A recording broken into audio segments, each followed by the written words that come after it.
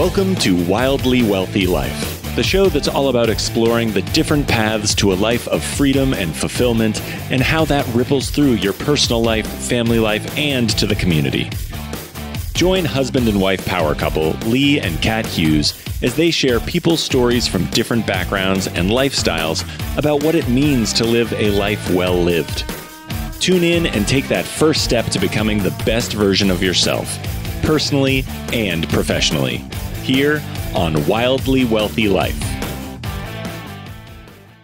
There will be times where you're going to get mad, where your contractors are going to steal from you, or the business partners are going to steal from you, or things are going to go bad, and you're going to want to get emotional or to get angry or whatever it is. It's okay to get emotional, but do not make decisions based on your emotions. You know, you got to be level-headed when it comes time to make emotions, and you can cry the tears and celebrate the wins and scream at the mountaintop and scream out the window, scream into a pillow, whatever you got to do, but then make decisions without emotions. All right. Well, welcome again to another episode of Wildly Wealthy Life. My name is Lee. I am your host for the day, and we have my lovely wife and co-host, Kat. Kat, who do we have on today? Today, I have the honor of introducing Matt Faircloth. He is a real estate investor and syndicator and has completed over 30 million in real estate transactions from fix and flips, single-family rentals, apartment buildings, and office buildings. He is also an author of the book Raising Private Capital. He is a Bigger Pockets contributor and has written over 100 articles. And he also leads a YouTube channel called Mentorship Monday series, where he answers any real estate investing questions you may have. So Matt, hello. Thank you for being with us today. Lee and Kat, it's an honor to be here with you guys. Thank you for having me. Yeah, thanks. Can you just tell us like a big zoomed out overview of how you got here and just your journey? I got here because you asked me to be. How did I? Right. Yeah, that's a big question. How long is the show again?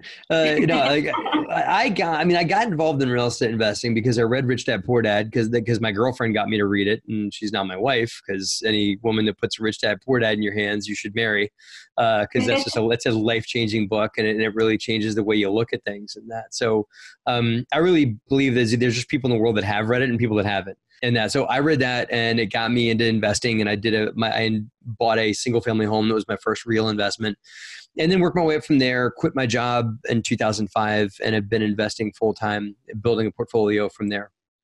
Wow. If I'm not mistaken, there's a board game that kind of kicked everything off for you. Is that right?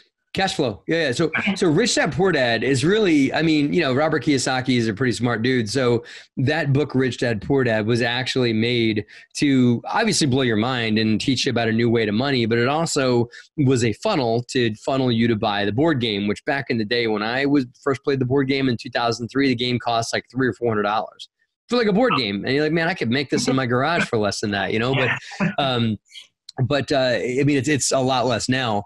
But the book was really aligned with the game. And if you really wanted to get to all the concepts, you needed to consume both of them. Mm-hmm. And after I read the book, I joined a local RIA club. And right when I joined the RIA club, I met a few guys at the RIA club. And before you knew it, the three of us were having every other week cash flow games in my rental property. It was my home, but I had bought it, and it was my like a house hack kind of thing. Yeah. And they were coming over to my house hack and playing cash flow every other week. It was incredible. Awesome. It was great.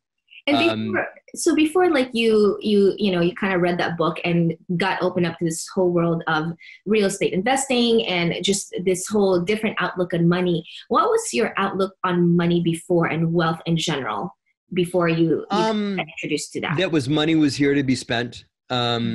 And that if you wanted to buy something, just buy it. And, the good Lord would provide, kind of thing. And like the next round of money that I needed to live would find its way into my pocket, and that I would just be okay. And whatever money I needed would be there. And in some ways it's a good spiritual way to look at money, but also it caused me, by not planning and not, building a financial future for myself, I found myself in like 30 grand of credit card and student loans debt. There were several times I can remember pre-Rich Dad Poor Dad of having like $17 to my name and like a week or two to get paid again at my day job and that. So I was living hand to mouth. I was enjoying life, but money was just not a priority or something that I really put a lot of thought into. It was just, if it's there, I need it. And if I need more, I'll borrow it. from credit cards or whatever. I didn't think twice about running up credit card debt. I just lived life and didn't think about money too much before I read Rich Dad Poor Dad. But then I realized that thinking about money responsibly enables you to lead an even bigger life. That it's not just about obsessing over money or making that what you put all your thought into. It's about being responsible with money and realizing that money can help you create more of the things you want in life. It's not the key to happiness, but it's the key to opening up time, which I think is the key to happiness. Right. That's awesome. And you've jumped to quite a few different, like from the rental properties to syndication and got your hand into a few different things. I know that we're actually invested with you as well, with DeRosa 10 and DeRosa Capital. What was the main inspiration, I guess, for you to get into, to build DeRosa Capital 1 and then start the syndication project? Well, it's funny. When I first did my first, and by the way, if I may mention, my book, Raising Private Capital, because you just plugged me. You guys are doing video for this too, right? Yes, we are. Yeah. Very cool. So I can hold on. I'm not being like completely a doof, just hold it up to the camera. Being like, we can't hear that book, Matt. Can you just read it to us? No. Raising Private Capital is my book, and this book that I wrote for Bigger Pockets talks a lot about my story and talks about how I went from being a investor with my own money and like immediate family's money to raising, millions and millions of dollars of equity out of my own network. Right. So, what transitioned us into it was just, we kind of stumbled into raising money. Liz, I married a smart girl and she went to University of Pennsylvania. Thank you very much. Which is an Ivy League school here on the East Coast. And so one of her UPenn graduate friends, alumni, she was like reconnecting and having a coffee with, and, just mentioned what I was doing, what her husband was up to. Hey, he's investing in real estate, buying some rental properties. And this colleague of hers from grad school said the magic words, which is, geez, I wish I could invest in real estate too, but I just don't have the time. And she was like, you should talk to my husband. And so I went up there and had breakfast with him. He lived in New York and still does. And I took the train up to New York and had breakfast with him. And before you know it, I had a commitment from him to put 50 grand into something that we had. Now, I didn't know what something would be, but this is 2009, 2010, where the bottom's falling out and there's deals. You could, pluck a deal like plucking an apple off a tree, right? It's just the problem you had was no financing. You couldn't get money. You get deals, but there wasn't money. So he and I got together and bought 2 single family homes. And I renovated them and refinanced them and did the BRRRR strategy, where we, buy, renovate, rent out, refinance, repeat. Did that on those houses. And before you know it, he told his friends about it. And then they told their friends about it. And then other things showed up to put me out, that helped me broadcast what I was doing more, and I was able to do more and more deals. So to your question about DeRosa Capital 1, when we did our first deal, we didn't know that there was going to be a second one, right? Yeah. So there is no DeRosa Capital 1. That was just DeRosa. We started doing a nomenclature at DeRosa Capital 4. Right? Because we realized, hey, this is starting to get some legs. Maybe we should give these things numbers so we can track them, and so we can kind of keep, have the nomenclature on the deals, tell investors how many of them we've done. So you guys invested in DeRosa Capital 10. We're going to be rolling out DeRosa Capital 11 very soon, which is going to be a complete game changer, completely turn the whole model upside down and change everything that there is to know about real estate investing. I'm super excited about that one. But when we did the first one, we didn't know there was going to be another one. So they've been very smart of me to call it DeRosa Capital 1, but we didn't. So what I like too is that your heart for the projects really comes out, I think, because you from the initial meetings and interviews that we had with you, it's always talking about how you're going to better the community, how you're going to better the property, the assets, and it's not just about the money. I mean, the money aspect is there, of course, because you're not going to invest money. It's not a hobby. It's not a hobby for us. We do want to make money too, and I do have financial goals as well. But that said, the mantra for our company, the DeRosa Group, and you guys probably know this from when you invested with us, and I try and tout this as hard as I can. It's to transform lives through real estate. Yeah. Right? That's what we want to do. We want to transform lives through real estate. And not to soapbox it too much, but I firmly believe that real estate is the one investment vehicle that has the power to touch the most lives of people. Something like 25% of every I'm going to totally butcher this, but I'll try it. 25% of every dollar that gets spent, either directly or indirectly, gets involved in real estate. And that's through hiring contractors, or in housing costs, or in people that are employed are involved in real estate. Like 25% of people that are employed directly or indirectly are involved in real estate. And these could be people that work in a factory that makes nails that eventually go into houses, right? But it is a industry that touches almost everything. It's also an industry that we all utilize every day. It's the roof over our head. And through transforming lives through real estate, we're trying to make investors' lives better by helping them reach their financial goals and giving them another place to invest on top, including Wall Street, but another place to go to. We're trying to better the lives of the people that work for us, because we pay fair wages, and we make sure that those that help us better our communities get justly compensated too. And we also try and give the people that live in our environments an above bar and above standard quality of living, to where they can take where they rent and for the roof over their head and begin to call it a home. Yeah, that's like what we love. I mean, with the DeRosa Capital 10 that we invested with, we were like, oh, they're going to build a playground and a pool. Like, it's just so fun. It's almost like you don't really have to do that. It's like if it's arguable whether or not that's going to cost me, whether or not I'm going to get to charge any more rent because I got a playground. But not for nothing, I want families, and I'm a family man too. And I know, hey, listen, this is more the businessy thing in here, but I know if I can make a family comfortable, they're going to be willing to raise their children there, and they're going to be willing to stay there until those kids graduate high school. Right. Yeah. And they might be willing to move in with a 4-year-old, and they'll stay for 13 years. And if I take care of them and give them a sound place to live, with community engagement, with a grilling area, and with I think I told you, DeRosa Capital 10 that you guys are invested in, we're building a freaking soccer field. Who else does that for their tenants, right? Yeah. It's so exciting. And for us, we have a little piece of that. We only a little bit, but it's fun. It's okay. It's fun. But it's diversified. You guys were able to diversify your wealth by investing in something different besides Wall Street, right? And maybe you guys have some stocks and mutual funds. I hope you do, and have other things. And I hope I'm not your only egg in your basket, right? I don't think I am, but we want to provide something that people can diversify. And it's not going to get driven as much on what happens on the world stage. Now we're in the middle of coronavirus right now, so this is a bad example, but the stock market, like if you're invested in the stock market, you're invested in something that's going to go up or down based on what happens. Right. The things you have no control over. Where you've in better touch to who has control over your money, me. And if you guys don't have it, you can have my cell phone number and call me up. Hey Matt, how's it going? Yeah. And one more thing, if you guys I haven't seen you guys on the DeRosa Insiders community yet.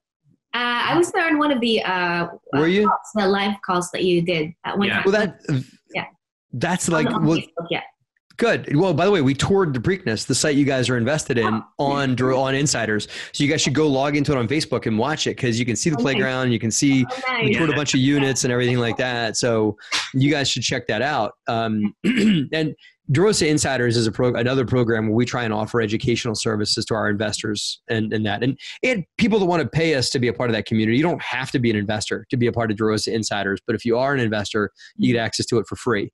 Right. And for people, for super low price, people can just get a ton of education and access to me and everything like that. Because I believe that I don't want to be the only one that's got the secret sauce on how to do what we do. I want to train other people how to do it, so they can really, I can build an army of people that are offering alternative investments to people, that are also bettering people's lives, that are also hiring people and paying fair wages and doing all those things and learning through me how to do what we do. Yeah. And I think sorry, I just wanted to mention real quick. I just think for us, again, we know that, investing, it's both, you have to make sure that one, it's either not emotional, and then on the emotional side, it could be too. For us, we have investments that are just, not emotional at all. We just know it's there, it's whatever. And with this too, it's not, because we wanted to make sure that it's very much like we did our due diligence. We looked at your numbers and all that stuff, but it's really nice for us to be able to see that, hey, our money is not just going somewhere that is invested in something good, money-wise, return-wise, but like it's really, we could actually tangibly see the betterment of the community that you guys are doing. So for us, it's like, it's a great balance of like seeing where your money goes. So it's just so awesome. Now I just want to go back to when you said, you that first deal was kind of like you stumbled into it, right? Well, I stumbled into the investor and the deal too, but yeah, right. Go ahead.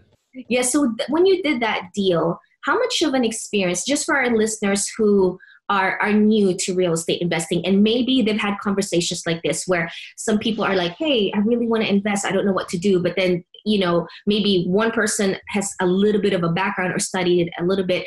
Were you already experienced at that time? Or if you weren't, what did you do to kind of not just gain the trust, but make sure that you were doing things correctly, especially for that first deal where you're, but like having someone's money in the deal?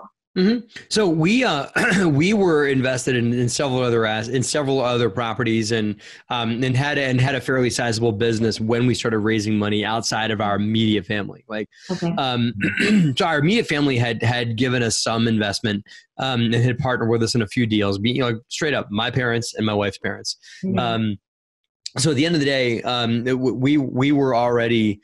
It had a sizable portfolio when we did that. Now, my book talks about what I call the prerequisites for raising money. And so if somebody listening is just getting started or whatever, I'm not saying that you should just go and read Rich Dad, Poor Dad and go out and start raising money out of your own network. I believe that you should do a certain round of prerequisites, meaning like, do these 5 things, and then you can go raise money from other people. And they're not difficult. You shouldn't take like 6 years to do like I did. I mean, we did business on our own for 6 years before we started raising bigger money from other people but that doesn't have to be the way that it goes. Prerequisites are things like setting goals and doing a deal if you can with your own money or with immediate family's money or with like debt providers like hard money lenders and stuff like that. Do something so you can point to a track record before you go to an investor. I don't believe going to an investor that's in your immediate network and say, hey, you want to invest with me? I've never done a deal before. I kind of sort of don't know what I'm doing and I don't have any resources or contacts. I'm not going to put any of my own money in. You just give me all the money and let me know how it goes. I think a lot, we live in a right now mentality. A lot of America wants, the answers and the money and the resources and the riches right now. Mm-hmm. But there's a lot to putting one foot in front of the other. And so I believe that there's more success in starting small, but scaling quickly. And that, so maybe not first deal going out and buying a 100-unit apartment building. And I know a lot of the run to the back of the room gurus that are trying to sell you something are going to tell you that you can do that.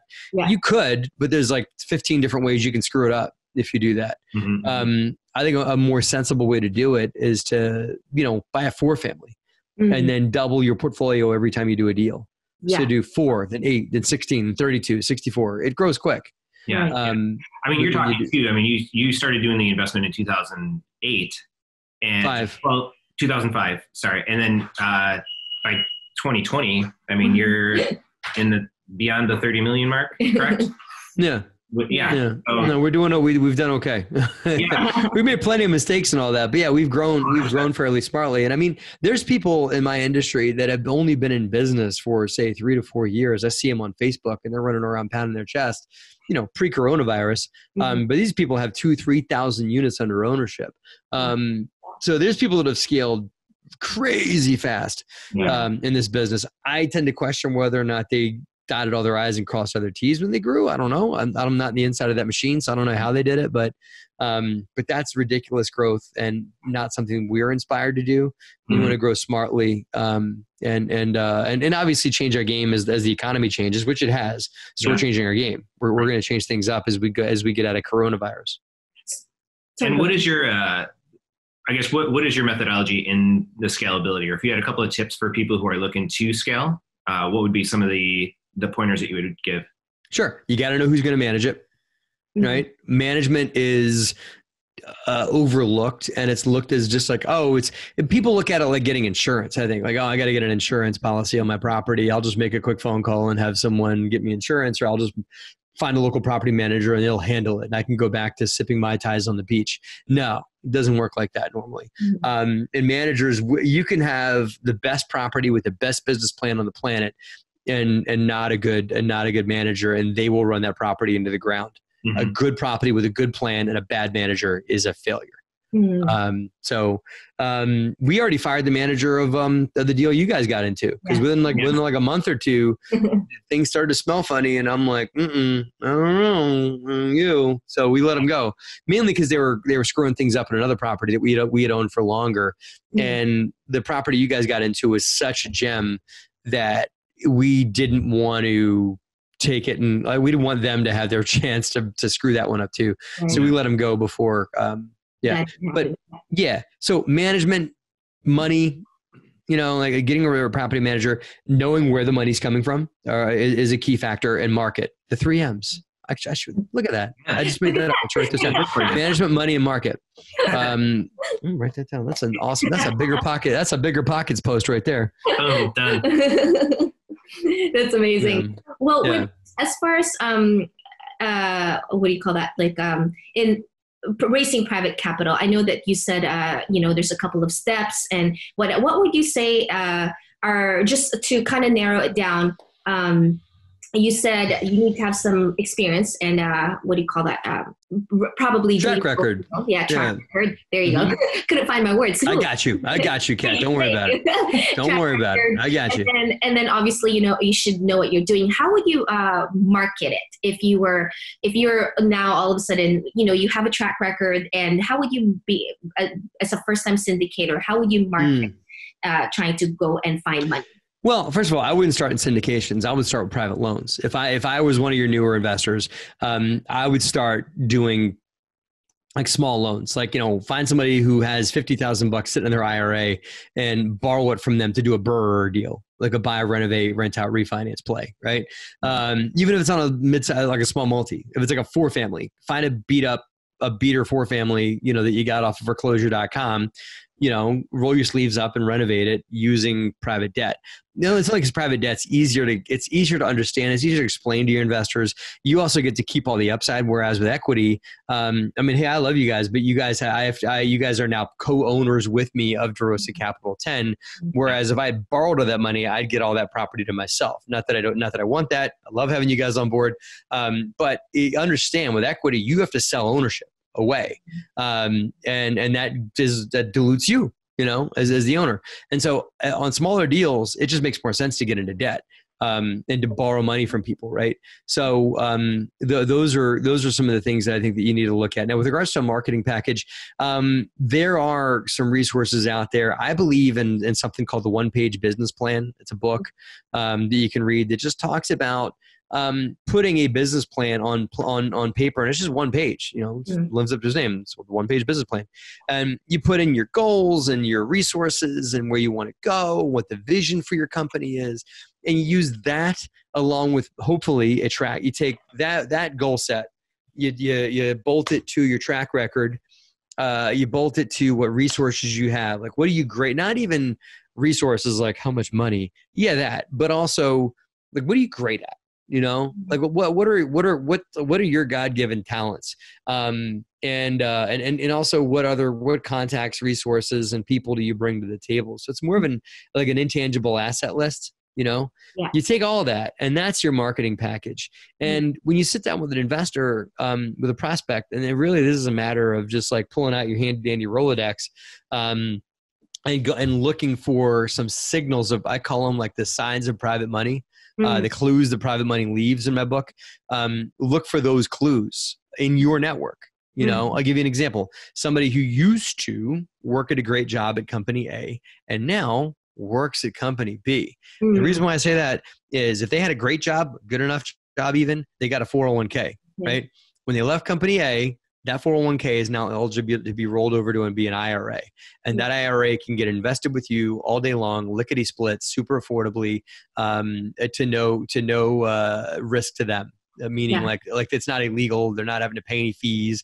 There's fees to the IRA once it's rolled over, but it's very easy to do. And it's called a self-directed IRA. Now, there's a ton of other clues that private money leaves in my book, but make that list and then approach these people. And first and foremost, don't walk in the door and start puking on them and telling them about how you're going to make them a 15% return on their money with this deal that you're going to give them and everything like that. Seek to understand. And I'm speaking personally because I tend to do that. I tend to go and pitch up front. Hey, this is how great, I just get excited. This is how great things are and all that. You got to calm down a little bit and hear what they want. Well, what are your investment goals? Where do you want to be in 5 years? What do how much money do you want to have when you retire? Some people get weird about having those kind of conversations, but honestly, who else is talking to them about that stuff? Yeah. Right. Yeah. It's kind of like dating. You can't go on your first date and be like, oh, I'm so excited. Yeah. I really, really like you. No. Right. Can't really. Right. I love you. Yeah. What's your finger size? Okay, can I because if I need to go and buy you a wedding ring right now, how big? Yeah. Right. Right. It's about understanding where they want to go and what they want. And really just figuring out what, how you as a business owner can help them get where they want to go. That is a win. That's transforming lives through real estate, is helping them get to their goals through your business, not by trying to square peg round hole. I'll give you an example. Let's say somebody's like, I'm 58 years old. I can start pulling down my IRA when I'm 59 and a half. And you put them in something that doesn't cash flow for the first 5 years in their IRA, right? That is not taking care of them because they need to be able to draw that money out when they turn 59 and a half if they want to start reaping down cash flow. There's better assets you can get them into. And that not explaining to someone the repercussions of investing in IRA in a long-term hold vehicle like you guys invested in is not taking care of them. Right? Letting somebody invest with cash with you that is going to be and loaning that money to you through cash where the interest payments that they pay are going to be taxable is not taking care of them. So the understanding those things up front will allow you to present something that, and they'll get it. People are smart. They get it. They'll see that you're trying to take care of them. If you're like, you might not want to do a private loan because if you got 50 grand in cash and you want to put it to work, we probably should do a private loan. If you take cash and put it to work in my business, we should probably take equity because then you get a tax deduction. You get the tax benefits of owning real estate, and that kind of thing. I mean, you guys got a K1 at the end of last year, which showed a loss. But you know what? We made money. How'd that happen? Matt did a magic trick. I mean, that's what's great. But if you held that asset in your IRA, you wouldn't get to claim that loss. Right. Yeah. Right. So anyway. I hope I'm answering the question there. Yeah, no, you're good. With the question, going back to when you said that you are now kind of, the market's changing because of where we're at right now. And you're talking about how excited you are for the next deal because it's going to be different. What is different about it and how are you approaching your next deal? So we're going to get out of raising for one particular deal because you guys invested in DeRosa Capital 10 and it was a slam dunk, like a Michael Jordan. It's going to be a slam dunk and it still is. It's like a Michael Jordan from the foul line slam dunk, like arm out, full spread eagle. The problem is that not every deal is. And we are trying to create something that's diversified and that is not, we're going to create something that's diversified. Number one.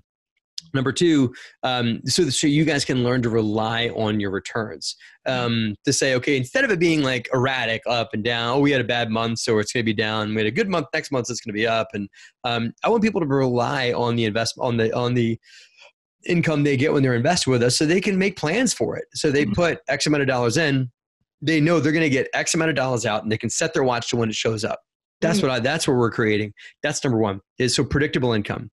Number two is going to be liquidity. And so the deal you guys got into has a 5-year time horizon, right? Now, what if you had a life catastrophic event come up and you need your money back? Well, right now, the way we're set up, you can't get it back unless I can sell it to another investor. You guys know that because I make sure my investors know these kinds of things when they invest with us, and it's irresponsible to not tell your investors this kind of stuff. But at the end of the day, it is a illiquid investment. So we want to create something that's liquid, meaning like if you have something come up or you decide there's grass is greener on the other side and you want to go invest in Bitcoin or something like that, then you can call us up and say, hey, Matt, love what you've done for us. We want our money back. And within a certain amount of time, under certain parameters, we will give it back to you. Within, like, let's say in 90 days, right? So that's the second thing is liquidity.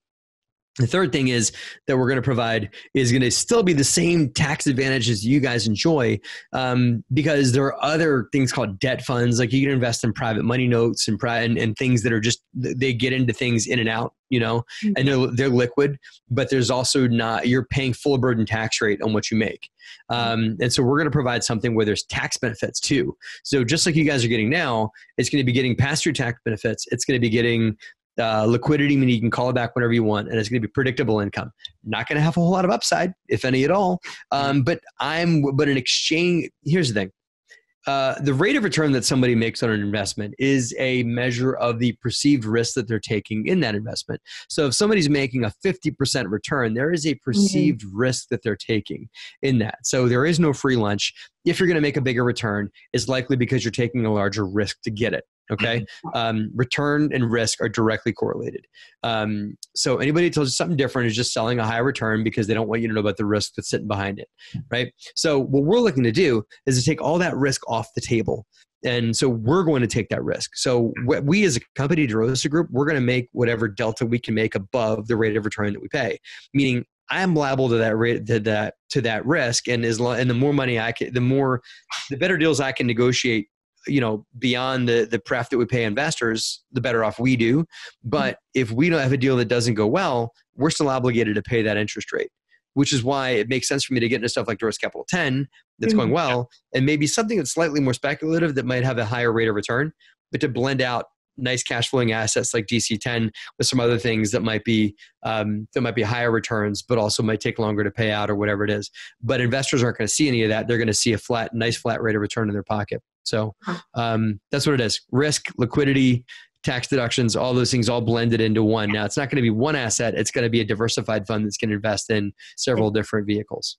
Yeah. What I really love too is just like your heart to train and raise up people. Because if you go to, the Insider Group, you've got the training expertise there. Your YouTube channel is like 2-3 videos a week that seems like are dropping, where you're just, it's a lot of content to be able to commit to. Yeah. And also, but the knowledge that's there, like for listeners, I would encourage you guys to like really hop on and tune in to all, like subscribe, ring the bell. We love doing it. I'm creating stuff every week for insiders. So for our private communities, I'm creating stuff every week for the YouTube channel. I also create every week for Bigger Pockets, and everything like that. So I love creating media for people and helping people as best I can. And I'm grateful that I have the gift to do it, that I know the right side of a microphone and everything like that. So Let's dive a little bit into kind of, because I'm just seeing how, wow, it's really a ton of work that you do, like all across the board with like real estate. How do you balance that with your personal family life? Like, what's your kind of like things that you are a must do to be intentional about with your personal life? I sleep on Tuesday. Oh, that's it. No. Wow. I'm joking. No, we have a pretty good work-life balance. I mean, partly because of coronavirus, that I'm like in my lovely home here, in Pennsylvania, instead of my office with Captain America behind me and everything like that. That I'm shooting this from my house. And so I'm able to participate in time with my children easier than I would be if I were doing this from the office or whatever. But when I'm not, I still am able to achieve a pretty good work-life balance because my wife and I have agreements around those kinds of things. And what's interesting, Kat, is that real estate actually creates, I think we're going to America to this point all across the board, but entrepreneurs have lived in the world of not having a true 9-to-5 level commitment. That if I got to get some work done on a Saturday, I'll do that. And if I take Tuesday off to go take a bike ride with my son, I can do that too. Right.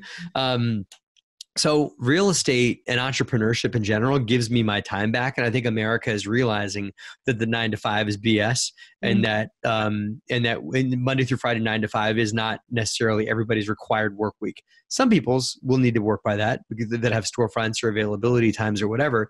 But I think that I'm able to create what I need to create content wise and running my business wise by, and also with the kids, by just kind of just moving my work schedule around and maybe not working exactly during the day all the time. Number one. Number two, I have a phenomenal team. I don't do anything by myself. I tried that and that doesn't work because you're left to your blind spots when you do that. So I've got a great team that help me run the YouTube channel. They help me run Insiders. I've got a team. My favorite thing is to find people that are great at something and wind them up and let them go. and just me stick to what I'm great at. And like, I need something done. There's a great book I read called the Who Not the How, right? The Who Not How, meaning like, if I need to get something done, it's not how can I get this done? It's who can help me get this done. Right. So taking your way out of like, let me try and brainstorm and figure out how I'm going to do this. No, who is going to help me? You know? And so I've been asking myself that question more often than how can I get it all done? It's, you know, who can I put on my team to help me? Right. Yeah. So quick thing there. I see that on the pictures online or your YouTube channel, I see they have a lot of Captain America things in the background. Or are you such a fan? Okay. So I'm going to... Go ahead. No, go ahead. I was going to tell you why. Tell me why. Sure. So I'm a self-professed, you know, comic book hero dork, you know, and everything like that. I know about all of them. And, you know, I'm more of a Marvel guy than a DC guy personally. I think the DC just can't seem to get it together. Although the Batman series that they had with what's his name, Christian Bale, was great. And I know they're going to redo it, but I don't know if they're going to be able to recreate that. But anyway, I'm a big Marvel guy. And Captain America, if you look at most superheroes either had a tragedy happen to them, like, you know, got bit by a spider or something like that, or had a thing that happened that gave them their superpowers, and that's what made them great. Others are just, you know, super brilliant, like, you know, like Iron Man, Tony Stark. And other ones were born with it, like Thor was, right? He's just a god, right? Now you can think he's cool, he is, but he was born into it, right? I mean, he's royalty in some ways. So Captain America is the one superhero that was great inside first, right? That he was, I mean, if you saw the movie, he was courageous and, you know, was a take nothing from nobody and very smart and very well. I mean, even he was a little shrimpy little guy. He was one of the most tenacious and keep trying to bang your head on the door till you can get in. And I relate to that for me because I am the biggest no quit, you know, like bring it on, I'll figure it out kind of guy. But then through technology, he became, they took what greatness he was already and made him great beyond that. And so I'm a big believer in inner strength first before outer strength. And so I can relate to Captain America, and also there's a lot to it. There's the DeRosa Capital from Captain, you know, that, and then also hidden, connections there. That's awesome. There's more, and I collect American flags. That I used to rehab a lot of old historic houses, and it was just the one thing that people would always have in their basement hanging was an American flag. And so once we closed and it became my house, meaning all of the stuff inside became mine too, I would take those American flags, and I've got collections of 48-star American flags. I used to have some 49-star American flags, and I gave them away. Wow. Yeah. So I've got, if you look at my current office setup where I shoot a lot of my YouTube, there's an American flag hanging on my wall that's something like 15 feet by 10 feet. It's an enormous flag. Yeah, I love it. Yeah. I asked because I actually want to give a shout out because I'm really hoping that he would listen to maybe one of these episodes. Sam, his name is Sam Hargrave. He's the stunt double for Captain America. And no way. I am friends with his girlfriend. Well, I know him like just as an acquaintance. He plays music at he plays regularly actually at a bar like 2 blocks down from my house. Oh boy! So I would go there and I would watch him, and then I'm friends with his girlfriend, and so I actually messaged him on Instagram and I said, "Hey, can you be on our show? Because we want to explore just everybody's path to wealth." And you know, a lot of our guests are real estate investors, educators and we want to kind of look at the entertainment section as well and see like, you know, what is their idea of wealth and all that. So we kind of want our guests to be very diversified. So I reached out to him, and I'm really hoping that he would come on. Please do. I'd love to hear from him. Please let me know if you get him on the show. Yeah, but let him know he has to wear Captain America outfit when he's on the show. Okay. Oh my God, that's one requirement. Can you at least wear the mask? You know, with the armor would be awesome. With the armor, can I borrow the shield? No, it's I love that kind of stuff. And I even, to bring it back to real estate investing and just people in general, my wife Liz and I talk a lot about superpowers. And not like, that I can turn green and, rip the roof off of things and stuff like that, like the Hulk does. But we have our God-given talents that some people just can't do. So we call those superpowers, right? So everyone has a superpower. And a lot of times on conference calls or when we're on mastermind webinars, my first question is, what's your superpower? Like, what are you great at? Like, what can you do that no one else can do? That I don't care what it is. Can you play the piano? I do care. I want to know, but it doesn't matter what it is. Meaning, like, can you play the piano better than anyone you know? Are you like a great? Could you, like, for me, somebody say I could sell somebody their own coat. Because I'm just a great at getting people excited, and I'm an enroller. That's my superpower. So the question is, going back to superheroes, like, what is your greatness? And some people say it that way. What's your greatness? And then how can you find a way to bring that greatness to, make a career out of it? Right. Wow, that's really amazing. good. Awesome. Yeah. So yeah, thanks for touching on the superhero button. I love it. Yeah, we hope that when this releases, I will hit him up again. Like, hey, we did a shout out on you in this one. Listen to this episode, and can you be our guest? If you remind me, I'll send you a selfie of me holding this. I mean, not to dork myself up, but I've got like a 2.5 foot Captain America doll in my office. That's about huge like this, and I can send you a selfie of me holding my shield because I have a Captain. Because I got a Captain America shield. Somebody gave it to me for my birthday. And they even took the front of it and they scratched it where Black Panther scratched Captain America's shield. Dorking myself out. My shield has a scratch on it too. So I can hold that. We can get out to you too. Right. No, I'll turn myself in as a professed Marvel dork. So I'll send that to you and you can send it back to him and say, hey, listen, I got a fan for you that was just on the show. Yeah, I will do that. I got a chance to be next to Captain America on a tour because I played Rocket Raccoon on a Marvel tour. It's a stunt show. So that was cool. Yeah. Nice. That's fun. You're in the center of the universe out there for entertainment and stuff like that. I remember walking down the Hollywood Strip and between there's Spider-Man and Superman walking around and all that. And, hear everybody. Yeah. Well, this has been so fun. We're going to wrap it up in a bit. Sure. So before we wrap up, we want to know what are your 3 actionable tips to our listeners for them to be able to pursue their own version of a wildly wealthy life? Sure. Okay. You got to do these 3 things and promise me you're going to do them. You got to promise no matter what happens that you're not going to quit. And this business hits back hard. I promise you right now is a tough time to invest in real estate, but it's never an easy time to get going in anything. It's always going to be difficult. So during difficulty, promise me you're not going to quit. Number 2, there will be times where you're going to get mad, where your contractors are going to steal from you, or the business partners are going to steal from you, or things are going to go bad.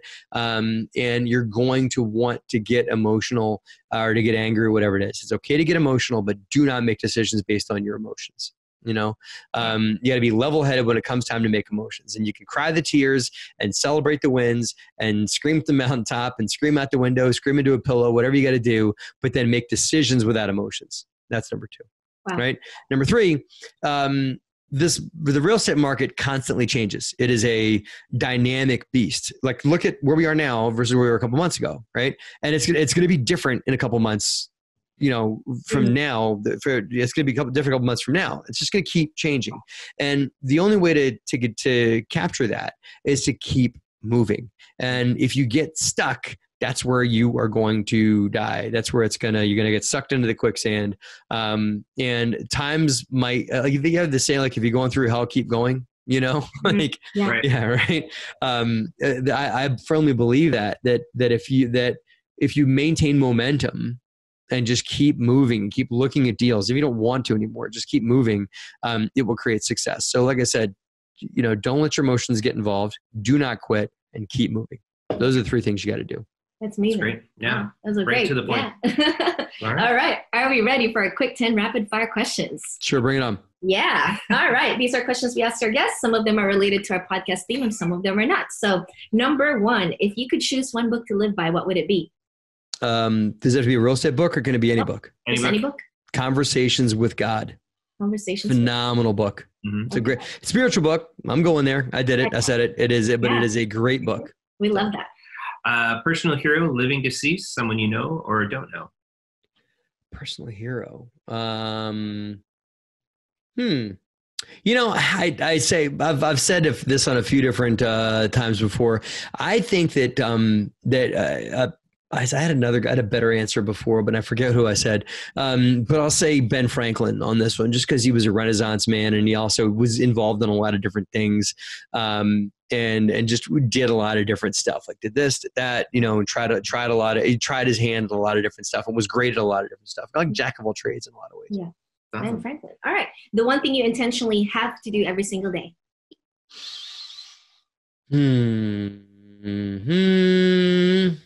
Aside from like personal hygiene stuff, me and my family, it's mainly done on work days.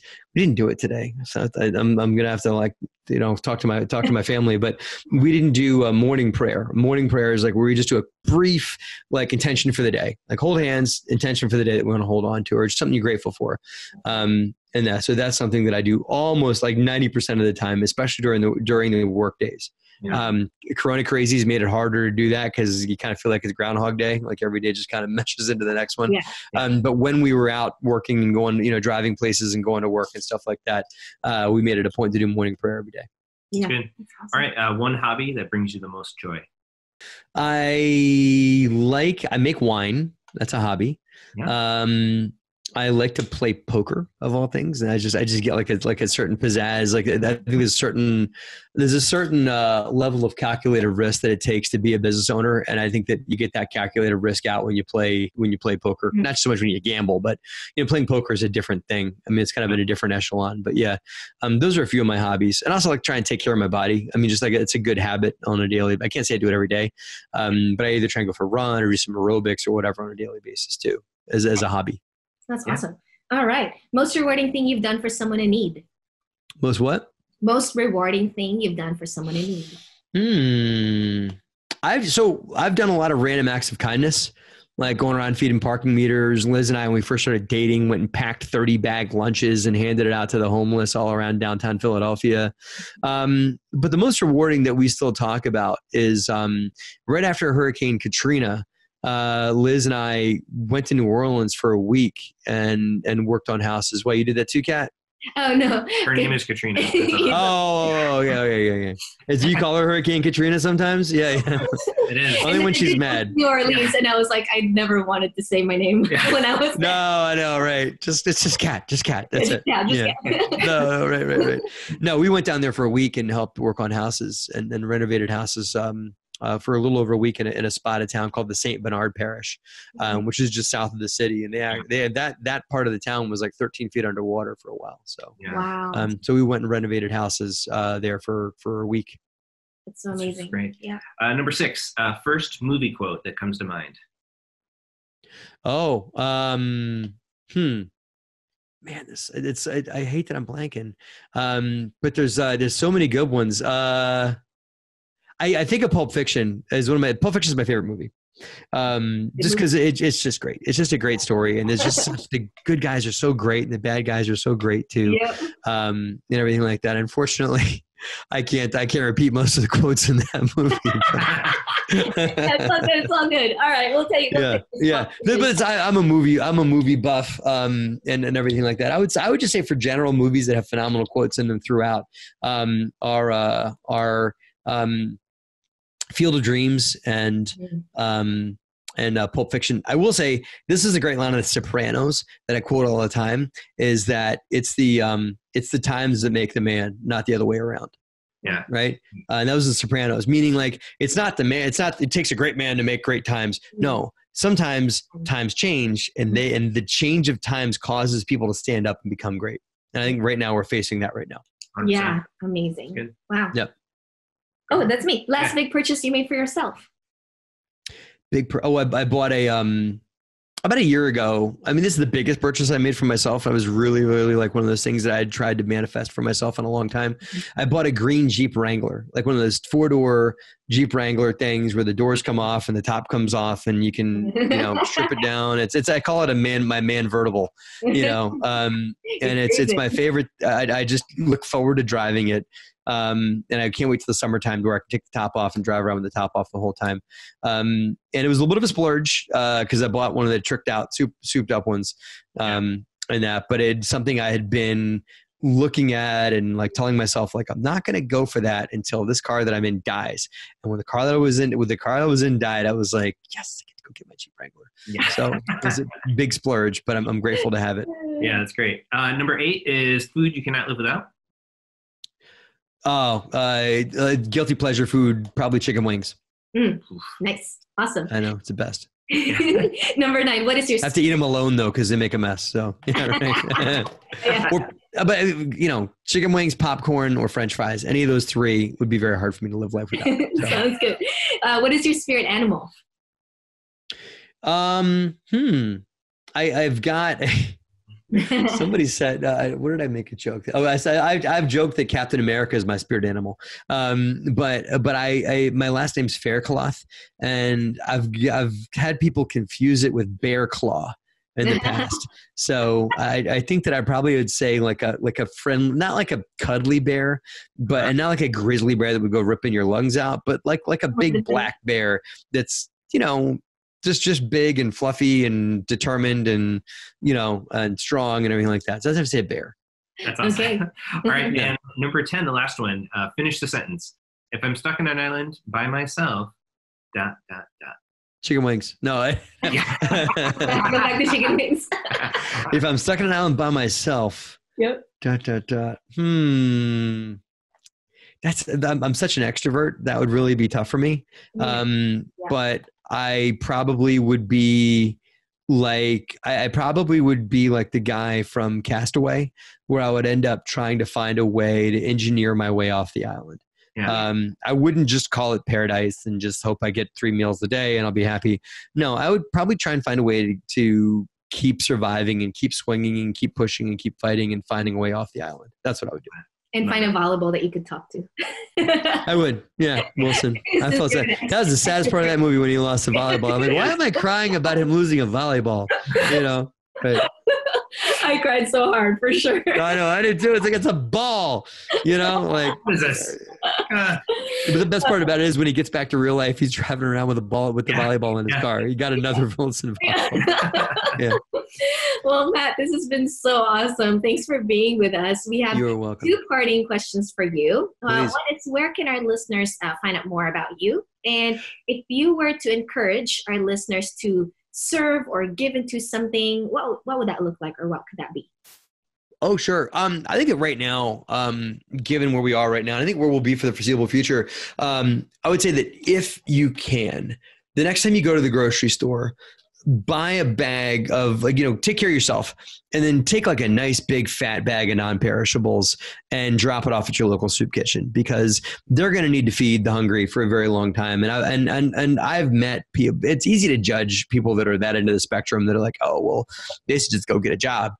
I've met them. I've talked to those people, and they have a lot of times. I get there's people that will work in the system just as like anybody else, but there are people that truly need our help.